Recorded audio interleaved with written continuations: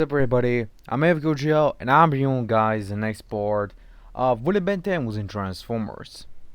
Now, of course, the beginning of the movie was still the same as the original, with of course you almost eventually find out about the secrets of the moon and eventually even the hidden Cybertronian tech. Even Ben actually be surprised about that, but Apollonius actually confirmed that a long time ago the humans actually encountered the Cybertronian technology a long time ago.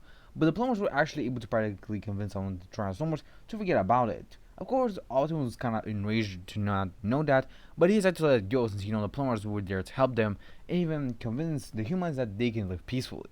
So Optimus has to drop it for now, but he tells the humans if they dare lie to him again, he will make sure that no Cybertronian technology will ever be with them anymore.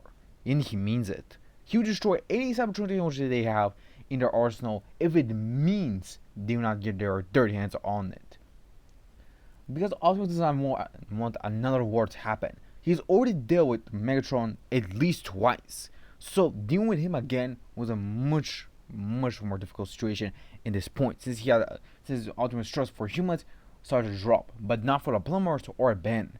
Because they were the only humans who Optimus trusts alongside Sam as well. Of course, by the time Sam and Mikhail would have hit it off and eventually get married. Now, of course, Sam will not break up with Michaela or like in the original movie. He'll actually stay with her, and eventually they both get married. Of course, Sam will actually get a new job.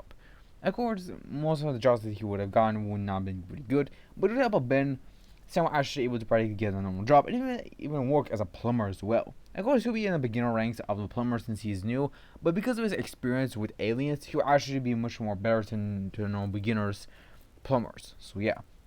Of course, Ben had already been actually introduced to Rook.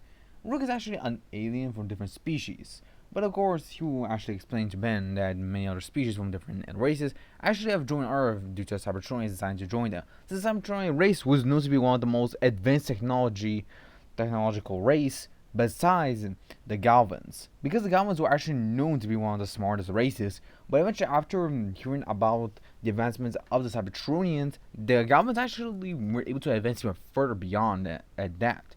Of course, Ben actually met with Asmod, and eventually Asmod explained to Ben that scanning Optimus was actually able to provide him with the power of a Cybertronian, meaning that the Optimus now has much more better capabilities than it had before. And because of the mission of leadership practically fusing a little bit part of itself into the Omnitrix and became the Ultimatrix, I'm decided to practically give Ben a slight bit of the full capacity of the Omnitrix, practically allowing him to access some of the other aliens that he cannot access, even his old ones. And of course, Ben would have thanked Asmod for that, while Asmod would tell him to be careful and not to get cocky. And of course, in this timeline, Ben knows to not be cocky because of many threats that have been happening. Of course, he knows that many people will be lost lives, and even saw how Sam lost his life barely. So Ben will not do the same mistake. He will not be cocky, nor he will try to be arrogant. He will be serious, and he will focus on the job. Of course, when Optimus does find Sentinel Prime, he's actually able to revive him. But of course, Ben still has suspicion about Sentinel because he tried to attack Optimus without even thinking about it. Of course, Ben would then transform into his Cybertronian form, which would be similar to Optimus but black and red and green in color. And eventually able to push down on Sentinel and tell him to calm down, or else he's gonna fire at him. Of course, Optimus does tell Ben to be careful, but Ben has to practically do as Optimus said, since he does trust Optimus, but he does not trust Sentinel. So you can tell that Sentinel was hiding something from them. Of course, eventually Sentinel would have confirmed about this information and everything about that. Eventually, even about the clones, which were supposed to practically be created by him, because Sentinel only had 5 of the original ones. Of course, Ben would have been practically pretty confused about that, since he saw that there are other clones back in the plumbers. Of course, eventually, Ben would have talked about the other plumbers. And of course, Grand Max would have been saved at the time of the original 2 movies. So yeah, if you guys are wondering. Of course, Max would explain to Ben about everything that has happened, and eventually even about the Cybertronian War, and how Sentinel is actually not an Autobot anymore, but a Decepticon. Of course, eventually after Ben learns about this, he is actually quite shocked. Of course, Sam is still captured by the new department that actually appeared a couple of years ago, and eventually Sam is probably trapped by some Decepticons because they probably were able to trap Michaela again. So of course, this will be a much more difficult situation. Of course, Ben would have been pretty worried for Sam and also Mikhail as well, since he didn't know what to do. Of course, eventually Sentinel would try to practically kill Ironhide, but eventually when Ben does see that, he tries to stop him, but it's too late as Ironhide is shot down. Iron Man spits a lot of rust as he tells Sentinel why he betrayed him. He asks him that. But of course Sentinel tells him that they need to switch side.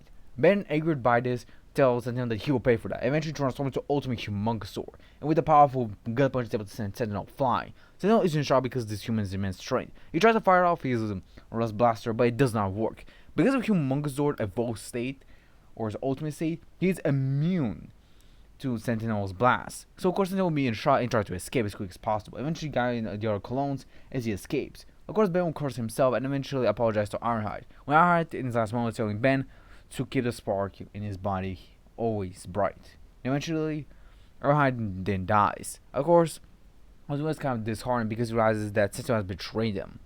This actually really disheartens Optimus and believes that maybe he shouldn't have brought Sentinel back to life. But Ben of course tells him that it's not his fault. They didn't know, but he still has suspicions about Sentinel. Of course, Optimus decides to believe Ben's words and eventually try to face off against Sentinel. But of course, with Megatron being by Sentinel's side, he's able to practically overpower them. Of course, Megatron is much stronger than he was before because of Vilgax. Vilgax was practically able to upgrade Megatron. Of course, Megatron was still rusty, just like he was in the original movie, but with his new upgrade stakes to Vilgax and new samples of DNA, Megatron was able to be on par with Optimus and even overpower him. Of course, Ben did try to practically intervene using Ultimate Humongousaur, but of course, Vilgax was able to prevent Ben from doing that. Of course, Vilgax knew that the only way for him to conquer Earth is to practically bring Cybertron by Cybertron just basically absorbing the Earth as its new core. Of course, this surprises Ben, but he tells him that he will not allow this to happen. But of course, Vilgax just tells him that he has no choice. Eventually, the clones are all gathered in place due to all Decepticons around the planet. Most Decepticons were able to hide themselves pretty well, while there are a lot of Autobots, there were much more mega Decepticons. So eventually, Cybertron was about to be brought out. Of course, Optimus and the other Autobots decide to practically go for the last battle, and eventually Ben decides to do that as well. Of course, the events that the Autobots will practically take off our rockets to practically go back to Cybertron will not happen because of practically being able to practically free Sam for the Decepticons manipulation. So most likely, even Mikhail will be safe as well, thanks to Ben and Rook, of course. Of course, with this, most of the events will still go as the original, with of course Optimus fighting against Sentinel, while Ben was able to practically hold on Megatron. Of course, Megatron will actually want to control it, eventually decided to fight off against Sentinel, which would actually be surprising to both now Optimus but also Ben as well. Even Vilgax will actually practically dislike Sentinel because Sentinel was practically trying to act as their leader while both Megatron and Vilgax were the leaders themselves. So they practically wanted to back in charge. So they would then pull down Sentinel, and of course they would tell both Ben and Optimus that they're now back in charge and they'll face off against them. Of course both Ben and Optimus get serious, and eventually Ben transforms into the ultimate Swamp Fire. It tells Vilgax that this time is their last battle. And of course Vilgax decides to agree with Ben and eventually powers up to his true form. Of course Ben gets ready and eventually uses ultimate Swamp Fire to fire off massive blasts at Vilgax, which of course pushes Vilgax back. It's used shot by Ben's power, while Optimus is able to handle off Megatron and eventually kills him, while Ben is able to easily knock out Vilgax. Ben does not want to kill, but he knows that if he's pushed to, he'll do that. But for now, he needs to knock out Vilgax, since they need a lot of information from him. Eventually, after this is done, Vilgax is able to be knocked out, and Megatron is killed. Of course, Sentinel does try to apologize to Optimus and Ben, but of course both of them disagree, saying that Sentinel did not betray them, but he would be betraying them himself by betraying all the Autobots and all Cybertron himself. Of course, Sentinel tries to practically apologize, but before he can do that, Optimus blasts him and eventually kills him. Of course, Ben just stands there and just watches Sentinel's dead body, saying to Sentinel that if he had not joined the Decepticon size, then maybe he would have lived, but who knows.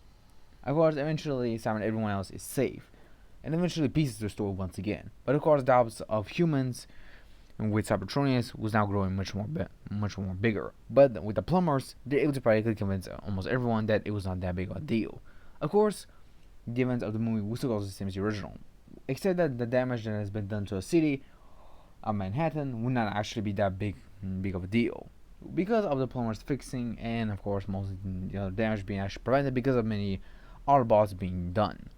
Of course, I'm also going to explain a midway between the Age of Extinction movie as well. Now, of course, most of the events will still go the same. But I must say that this is actually in the middle between those two films.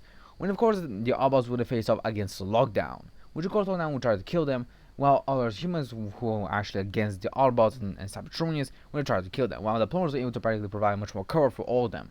Eventually most Autobots would have gone to a plumber's base and eventually escape, while others would have been trying to hide out in plain sight.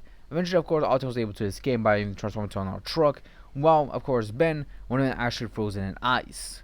Because in this battle, would have actually been took after a couple of years later. And of course, Ben would have actually been frozen in ice because of the damage. Of course, Lockdown knew that he cannot defeat Ben, so he decided to practically freeze him permanently. Of course, this does not mean that Ben was dying or anything like that, but it also does mean that the failsafe of the Omnitrix actually did not work. It means that because of Ben being frozen in ice, he practically stayed there for years.